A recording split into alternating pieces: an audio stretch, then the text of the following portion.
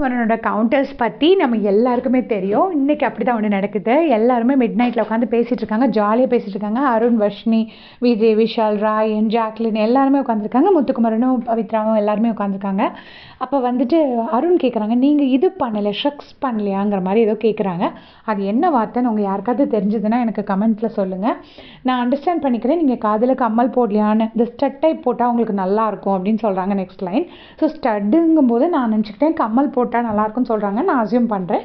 Maybe அது தப்பாக இருந்தால் யாராவது எனக்கு கரெக்ட் பண்ணி கமெண்ட்ஸில் சொல்லுங்கள். ஸோ அப்படி சொல்கிறாங்க. உடனே அருண் சொல்கிறாரு, நான் காலேஜ் டைமில் வச்சுருந்தேன், அப்புறம் ஒரு ரோல் பண்ண வேண்டி வந்தது, அதுக்காக அதை எடுத்துட்டேன் அப்படிங்கிற மாதிரி சொல்கிறாங்க. சொன்ன உடனே அப்படியான்னு கேட்குறாங்க வர்ஷினியும். உடனே முத்துக்குமரனது, ஏன் எங்களுக்கெல்லாம் நல்லா இருக்காதா அப்படின்னு கேட்குறாரு. வடிவேலு ஸ்டைலில் சூப்பராக கேட்குறாரு. உடனே இல்லை எனக்கு தெரியலை அப்படின்னு சொல்லிட்டு வர்ஷினி சொல்கிறாங்க. உடனே முத்துக்குமரன் சொல்கிறாரு, உனக்கு ஆனால் உனக்கு நல்லா இருந்தா எனக்கு என்ன, நல்லா இல்லைன்னா எனக்கு என்ன, அதானே ஐ கேன் கெஸ் யூ அப்படிங்கிறாங்க. அதாவது நீ மனசில் என்ன நினைக்கிறாங்கிறது எனக்கு தெரியுதுன்னு பயங்கரமாக சிரிக்கிறாங்க வர்ஷினி. மற்றவங்க எல்லாருமே ராயன்லாம் செம்மையாக சிரிக்கிறாங்க. உடனே வர்ஷினி, ஏன் என்னாச்சு அப்படின்னு கேட்கணும்.